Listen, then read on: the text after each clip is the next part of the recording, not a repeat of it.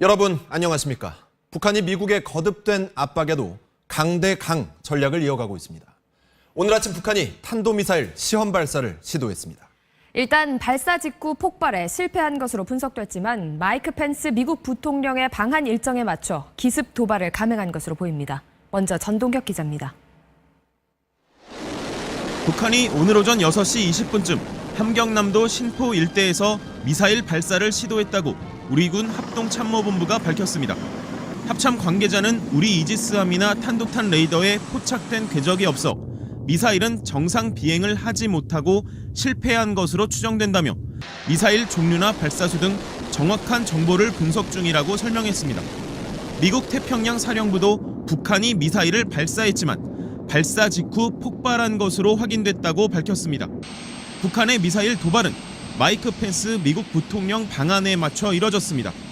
북한은 미중 정상회담을 하루 앞둔 지난 5일에도 같은 장소에서 북극성 2형 계열로 추정되는 미사일을 발사했습니다. 정부는 북한의 미사일 도발 직후 김관진 국가안보실장 주재로 국가안전보장회의를 열어 대응책을 논의했습니다. 북한이 추후 핵실험과 대륙간 탄도미사일 ICBM 발사 등 전략적 도발에 나서면 견딜 수 없을 정도의 징벌적 조치로 맞서겠다는 공식 입장을 밝혔습니다. 또 주요 정당 대선 후보들은 한 목소리로 오늘 북한의 미사일 도발을 규탄했습니다. MBC 뉴스 전동혁입니다. 북한은 어제 열병식에서 신형 무기를 대거 공개했죠. 바로 다음 날인 오늘 미사일 발사를 전격 감행한 건데 그 속내는 뭘까요? 또 추가 도발 가능성은 없을까요? 이어서 김세로 기자입니다. 북한은 어제 김일성 생일인 태양절을 맞아 신형 대륙간 탄도미사일 등을 열병식에서 선보이며 무력 과시를 했습니다. 이어 오늘은 외신 기자들이 대거 평양에 머무르고 있는 상황에서 미사일 도발까지 감행했습니다. 북한의 이런 움직임은 미국의 군사적 압박이 거센 상황에서도 주도권을 잃지 않겠다는 시위용이라는 분석이 나옵니다. 핵이나 미사일 전략에 대해서 현재 정세에 굴하지 않고 본인들의 유리한 고지를 점하기 위한 것으로. 전문가들은 오는 25일 인민군 창건 85주년을 앞두고 추가 도발이 뒤따를 것으로 분석하고 있습니다. 단거리 미사일 시험 발사나 군사훈련 같은 저강도 도발이 일단 예상되지만 정세 변화에 따라 핵실험이나 ICBM 시험 발사 같은 고강도 도발 가능성도 배제할 수 없다는 관측입니다. 북한도 또 강하게 맞선드는 항상 북한 특유의 벼랑끝 전술을 보이기 때문에 이번에도 아무래도 그럴 가능성이 굉장히 높아 보입니다. 이런 가운데 북한이 어제 열병식에서 공개한 대륙간 탄도 미사일은 외형상으론 러시아제 신형 토폴 M이나 중국 둥펑 계열과 흡사하지만 모형을 공개한 일종의 기만 전술일 것이라는 주장도 나오고 있습니다. MBC 뉴스 김세로입니다.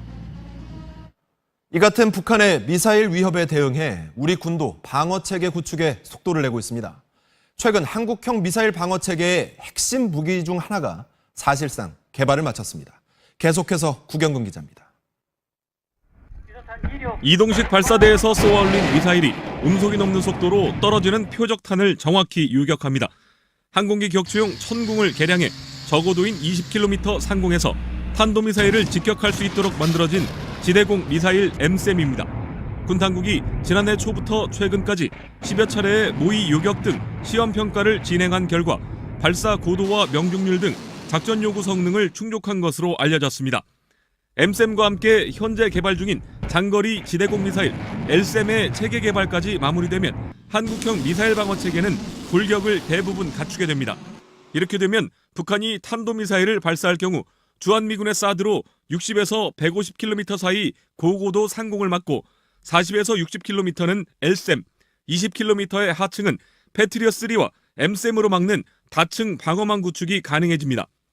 미국산인 페이트리어트와 유사한 성능의 국산 요격 미사일이 양산됨으로써 우리 방공망은 좀 더 촘촘해질 수 있습니다.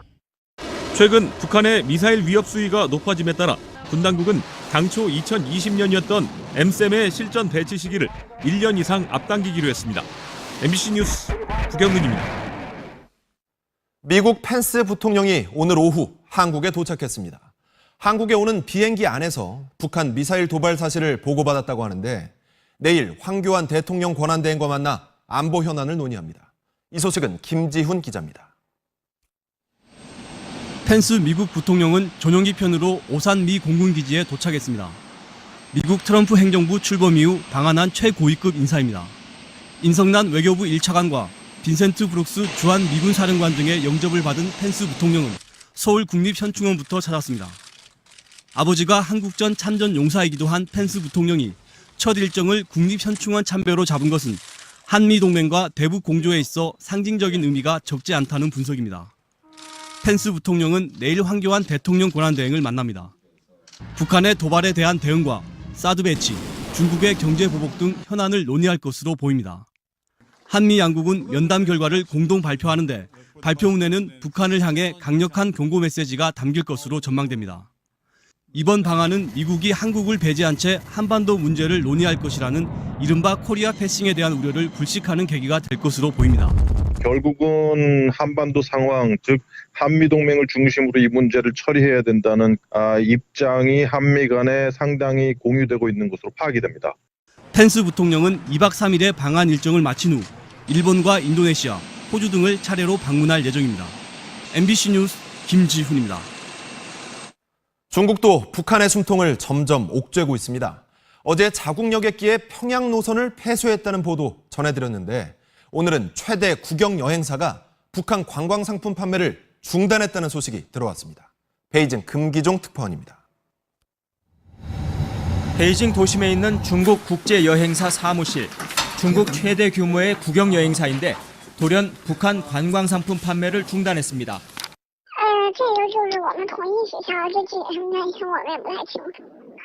중국 최대 온라인 여행사도 자사 사이트에서 북한 관광상품을 내렸습니다.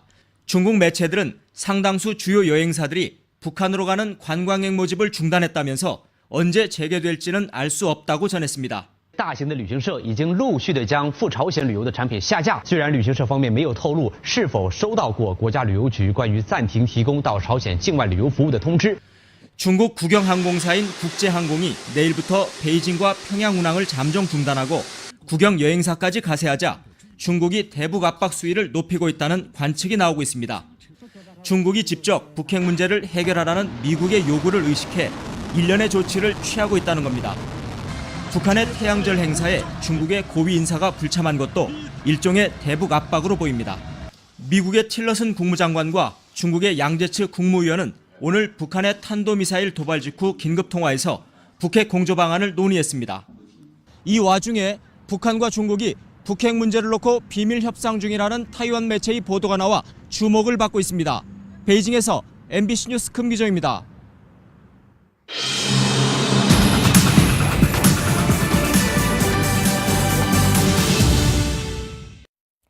19대 대통령 선거 후보 등록이 끝났습니다. 오늘 자정부터는 공식 선거 운동이 시작되는데요.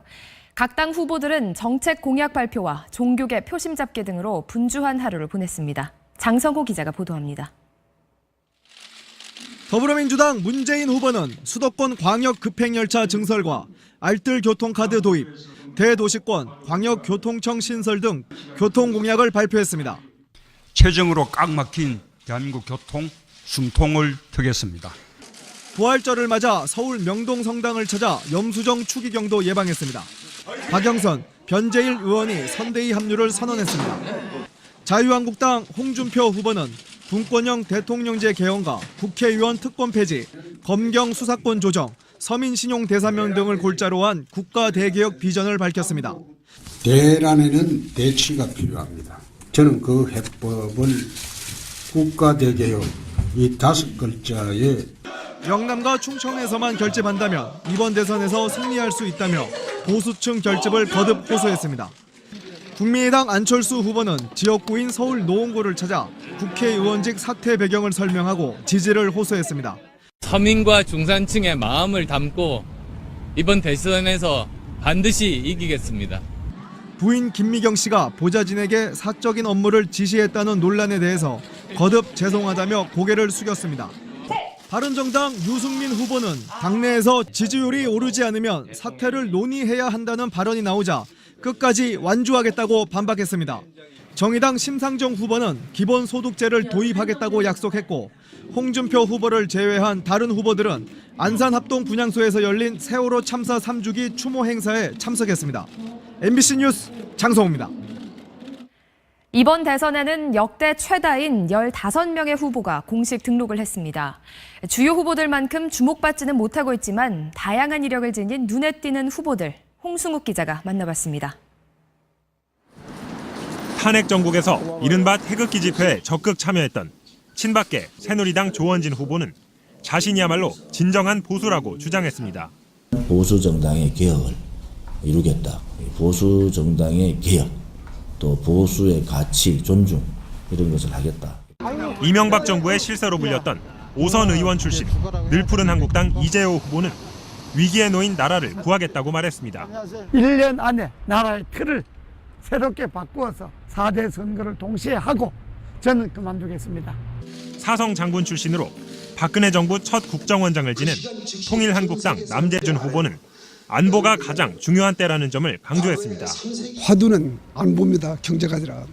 국가라고 하는 것은 생존과 번영의 목표를 추구하는데 생존 없는 번영은 있을 수가 없잖아요.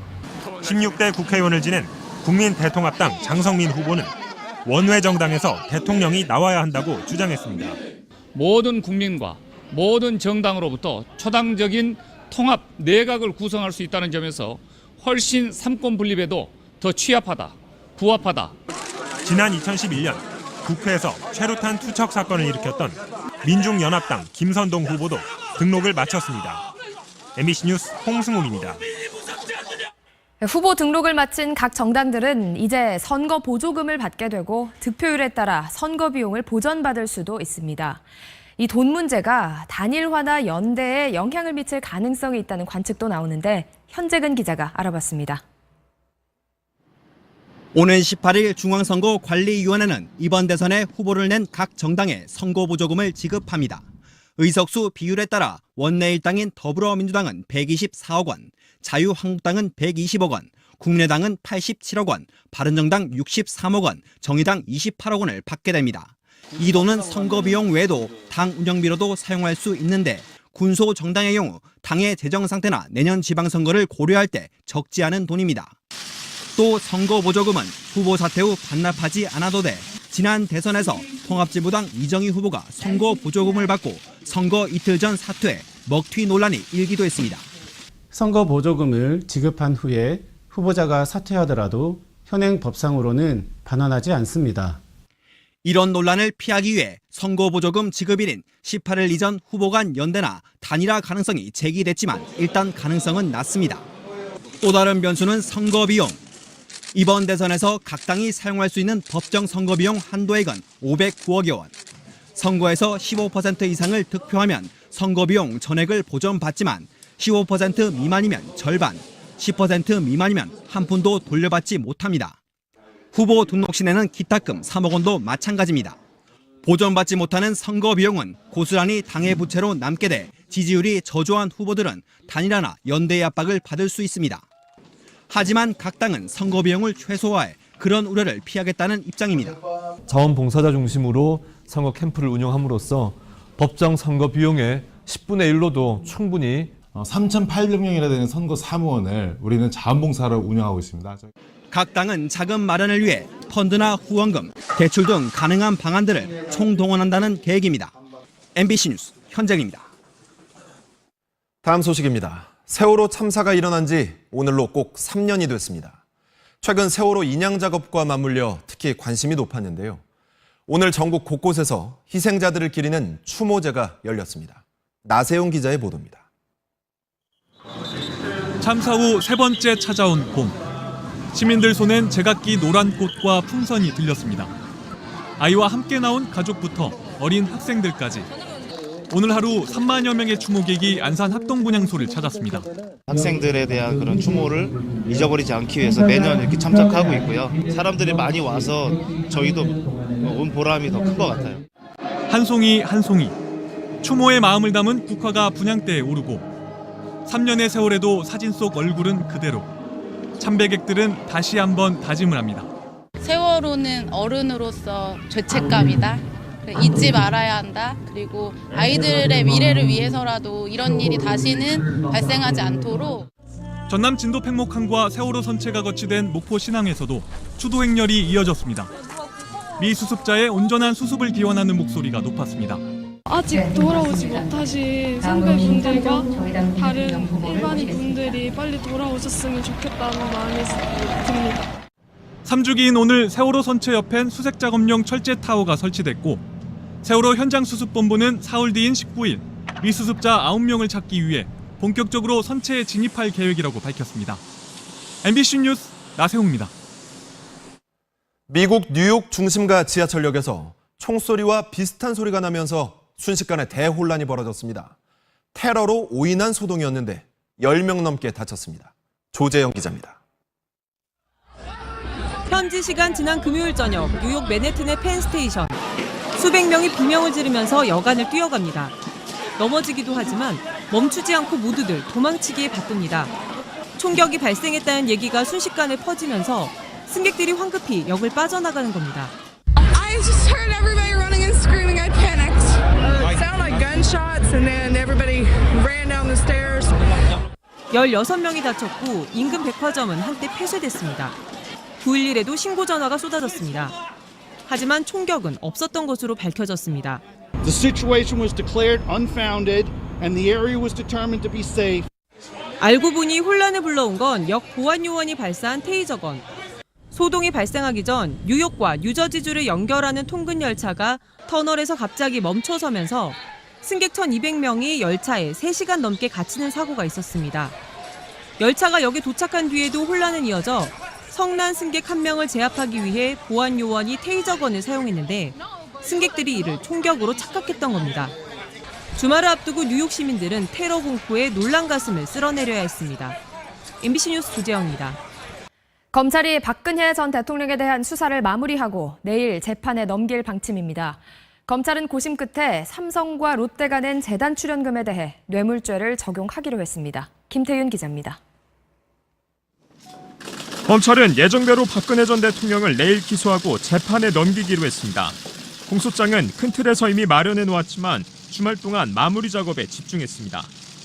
앞서 검찰은 삼성이 두 재단에 낸 204억 원에 대해 뇌물과 직권남용 혐의를 동시에 적용했습니다. 검찰은 추가로 롯데가 K스포츠 재단에 냈다가 돌려받은 출연금 70억 원에 대해서도 뇌물죄 혐의를 적용하기로 했습니다. 그러나 롯데그룹의 신동빈 회장에 대해서는 불구속 기소 결정을 내린 것으로 전해졌습니다. 또 실제로 돈을 건네지 않은 SK에 대해서는 무혐의 처리 방침을 정한 것으로 알려졌습니다. 이에 따라 검찰은 박 전 대통령에 대해 삼성으로부터 298억 원의 뇌물을 받은 혐의와 롯데의 70억 원을 더해 최소 368억 원의 뇌물을 받은 혐의를 적용할 것으로 예상됩니다. 검찰 관계자는 우병우 전 청와대 민정수석에 대해서는 내일 불구속 기소할 가능성이 높다고 밝혔습니다. 지난해 10월 시작된 최순실 게이트는 관련자들에 대한 기소가 모두 끝남에 따라 사실상 수사는 막을 내렸고 이제부터는 재판 일정에 들어가게 됩니다. MBC 뉴스 김태윤입니다. 오늘 삼성그룹의 마지막 공채 시험이 있었습니다. 하반기부턴 계열사별로 신입사원을 채용할 것으로 보이는데 뽑는 인원이 줄어들 거란 전망이 나옵니다. 조윤정 기자가 취재했습니다. 휴일 아침 청년들의 바쁜 발걸음이 이어집니다. 삼성 필기시험 직무적성 검사를 치르러 온 겁니다. 삼성그룹 차원에서 실시하는 마지막 공채 시험이다 보니 수험생들의 긴장감은 한층 더 컸습니다. 이 공채가 어떻게 보면은 상징적인데 다음 해에는 이제 더 이상 없다라는 그것 때문에 많이들 지금 긴장한 상태로. 삼성그룹의 공채 규모는 연간 14,000여 명. 매년 많게는 10만 명 넘는 취업준비생들이 응시해왔습니다. 하지만 삼성그룹의 컨트롤타워 역할을 해왔던 미래전략실이 해체돼 하반기부터는 60개 계열사가 각자 입사시험을 진행할 예정입니다. 아무래도 한 회사에만 딱 집중해서 준비를 해야 되다 보니까 기회가 좀 적어지겠다는 걱정이 있긴 했는데 그룹 차원의 대규모 공채가 사라지면서 삼성 전체 채용 규모도 줄어들 거란 전망이 나오고 있습니다. 청년 채용에 대한 기조를 흡수를 하는 조직이 미전실이었잖아요. 조직이 없어졌다라는 점에서 보수적으로 책정을 하지 않을까. 현대차, LG 등 이달에만 대기업 8곳이 필기시험을 치르는 등 본격적인 취업 시즌이 시작한 가운데 기업 5곳 중 1곳이 채용을 않거나 줄이겠다고 밝혀 상반기 전체 채용 인원은 줄어들 전망입니다. MBC 뉴스 조윤정입니다. 영화에서처럼 화성에서 감자를 키울 수 있을까요? 과학자들이 화성과 같은 극한 우주 환경에서도 작물 재배가 가능한지 실험을 하고 있습니다. 그 결과는 어땠을까요? 김준석 기자입니다. 화성에 고립돼 먹을거리가 떨어진 우주 비행사가 비상식량으로 감자를 키웁니다. 화성의 토양으로 밭을 만들고 불을 피워 만든 물로 감자 재배에 성공합니다. 이 영화 같은 일이 실제로도 가능한지 실험해봤습니다. 격리된 상자 안, 식물의 싹이 흙을 밀고 올라옵니다. 이내 줄기가 자라고 잎사귀가 펼쳐집니다. 이산화탄소 농도가 높고 방사선이 강한 볕이 계속되는 화성과 유사한 환경에서 감자를 재배하는 데 성공했습니다. 화성과 같이 건조한 토양과 지구의 100분의 1밖에 안 되는 기압 상태에서도 감자가 자란 겁니다. 화성 탐사에서 가장 중요한 부분이 식량 문제를 해결하는 부분이거든요. 장기간 화성에서 거주할 수 있다는 희망을 주는 단초라고. 지난 2월 우주 정거장에서는 고무나무를 이용한 꺾꾸지순의 생장 실험이 있었습니다. 줄기를 잘라서 심는 식물이 무중력 상태에서 제대로 자라는지 알아보기 위해서입니다. 이 실험이 성공하면 고구마 같은 식물들을 우주선과 우주 정거장 같은 우주 공간에서 키우는 게 가능할 걸로 예상됩니다. 꺾꾸지 식물 같은 경우는 동작 번식 작물보다 생육 기간을 20-30% 줄일 수 있습니다. 우주 공간에서 보다 다양한 식물을 키우는 방법이 가능한 것이 확인되면 장거리 우주 탐사에서 가장 큰 걸림돌 하나를 해결하게 될 것으로 보입니다. MBC 뉴스 김준석입니다.